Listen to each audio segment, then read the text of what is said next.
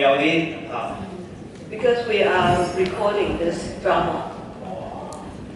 係啦，今日嘅故事咧，其實係記載喺路加福音2章12節。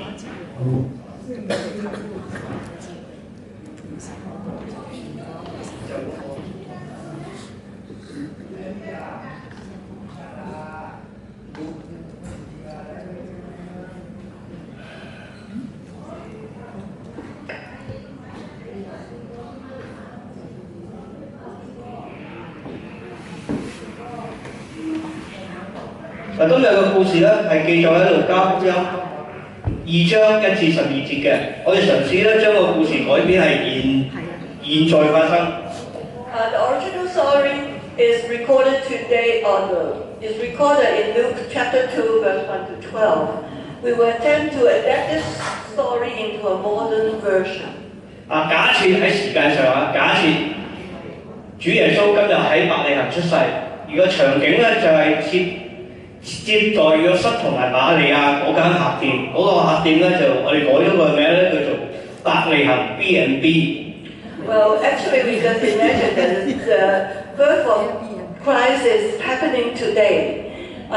We assume that Jesus Christ is born at Bethlehem. And talking about Mary and Joseph going to find a place to stay. And that place we named that Bethlehem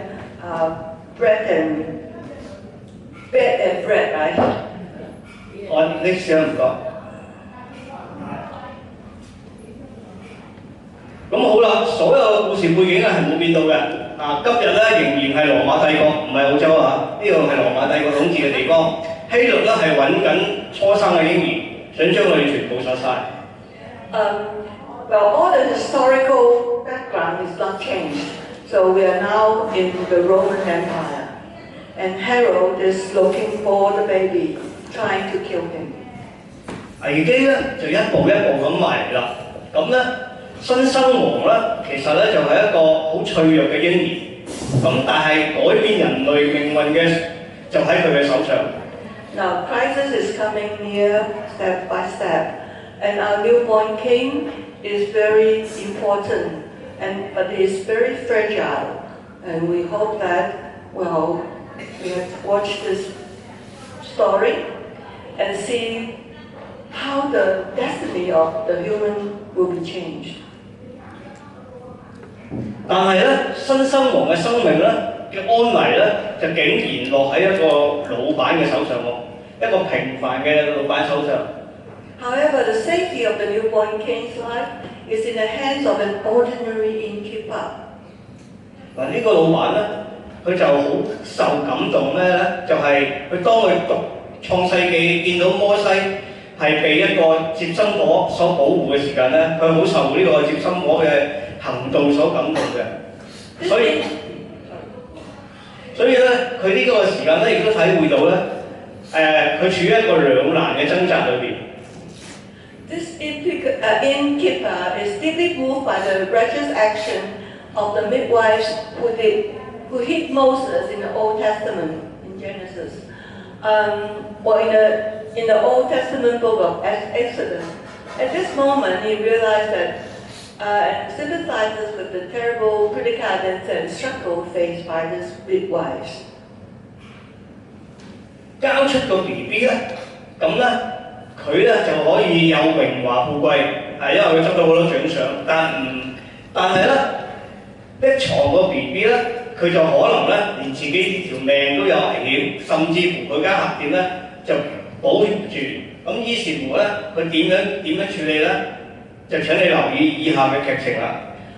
He is facing a conflict within himself whether he should hand over the baby or to keep it. Because handing over, he may get a lot of wealth and be having a good life afterwards. But then if not giving away, then he could be in danger. The hotel could be closed and he will lose everything. And maybe he will be beheaded too. 嗱，跟住落嚟咧係唔會有翻譯嘅，我哋只係會用廣東話嘅啫。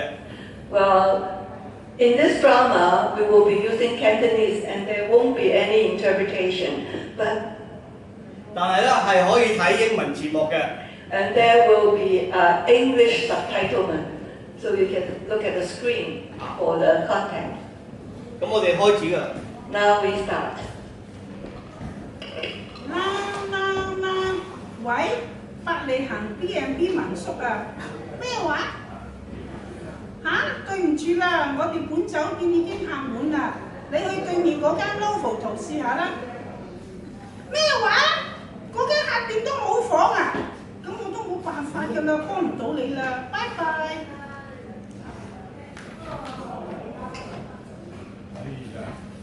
我唔係見到個女人大腹大便就嚟生得咁，我都唔打算將剩翻間房俾佢哋㗎。你哋等陣先啦，我問下大堂經理，仲有冇房啦？有冇房啊？哎呀，我都話冇晒啲房喎，你唔記得咩？真係記得添。哎呀，作死啊！你唔記得啦？我哋嗰間房係留俾我哋嘅親戚住㗎嘛。佢哋雖然係百利行嘅本土人，但係佢哋都要按照凱撒嘅規矩，都要翻嚟做人口登記㗎嘛。點可以俾嗰間房門口嗰對夫婦住㗎？我都唔記得添。咁點解唔得佢喺門口生咧？好唔近人情嘅喎。係咩？你覺得我唔近人情啊？我諗下先。哎呀！唔得啦，我唔記得添。呢排嗰啲牙差日日都嚟巡查，問有冇大肚婆喺度住，或者有冇新生嘅 BB 出世。如果一個新生嘅男嬰出世，咁佢就好危險㗎啦，會俾生命有危險㗎啦，好唔安全㗎喺度住，知唔知道？使唔使咁啊？為咗俾個親戚住，作咁大個古仔。我作咁大個古仔？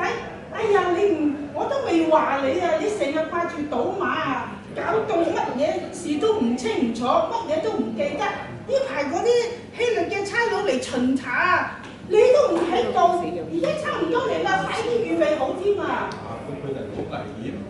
如果真係生咗個男 BB，睇到 BB 死，真係好唔忍心嗰個。但係如果我哋隱瞞，俾警察查到又好大鑊嘅噃，咁點算好啊？你話點算好啊？有咩辦法咧？又可以保護佢哋，又唔使講大話。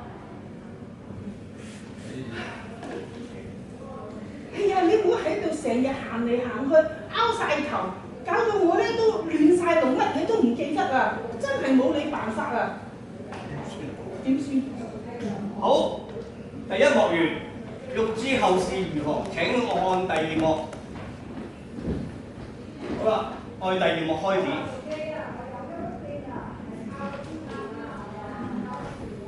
第二幕係最好佢哋聽唔到，亦都睇唔到。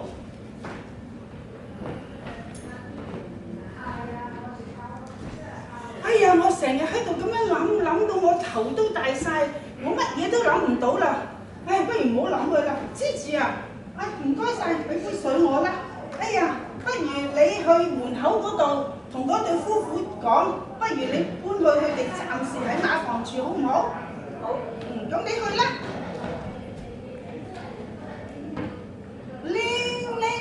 喂，早晨啊，百利行 B&B 民宿。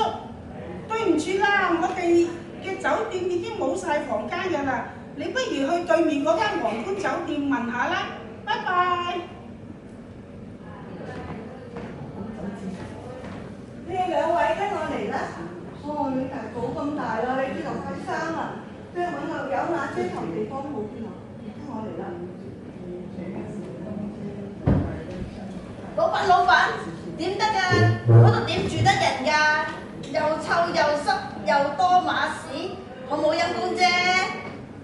因㗎，我老婆好聰明㗎，因為嗰班差佬咧平時作威作福，好食懶飛，周圍收黑錢，叫佢哋入去嗰度馬房取，梗係記得我扯過㗎啦。哦，咁又係喎，好 high five。哎呀，好嘢！得唔得啊？行唔通嘅 ，BB 會喊㗎嘛，一喊好耐又唔停。咁唔通我揞住佢耳仔話，阿牙差你時運高啊，你聽乜都聽唔到啊？點啊？嚇？好，欲知後事如何，觀看第3幕。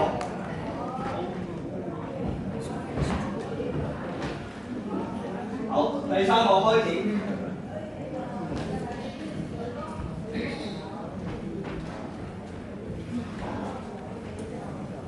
咩咩？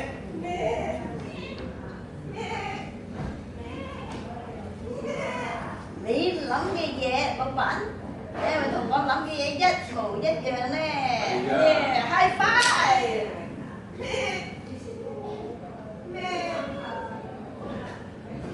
老闆娘你好。你好阿倫，阿倫啊，你唔係放緊羊嘅咩？點解你啲羊喺晒外邊嗰度㗎？仲塞住我個門口，咁我點做生意啊？老闆娘，想問下係咪有個新生嘅 BB 喺度出世？我咧同我班同工咧好想嚟睇睇呢個新生嘅嬰兒㗎。係咩？係啊阿倫啊，你點知道㗎？講你都唔信啦！我哋放緊羊嗰個時候咧，有一位天使喎，佢突然間現身喎，佢仲話俾我知啊，今晚喺伯利恆咧將有一個新生王誕生㗎。而我咧聽見呢一個傳說咧已經好耐㗎啦，所以今晚嚟睇下喎。哦，當真真係啦，嬰孩就係全世界降生嘅彌賽亞。係啊，哦，真係唔知點算好啦！我咧識咗阿倫咧就好耐㗎啦，佢一向都好誠實㗎啦，我相信佢都唔會講大話嘅，係咪？真㗎。真嘅咩？真㗎。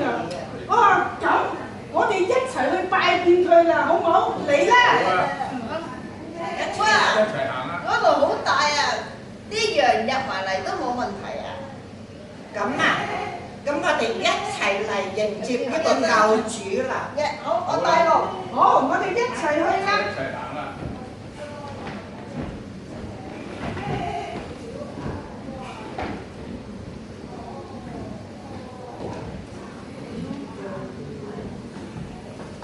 哇！嗰個 BB 真係用布包住喎，仲放喺馬槽上啊！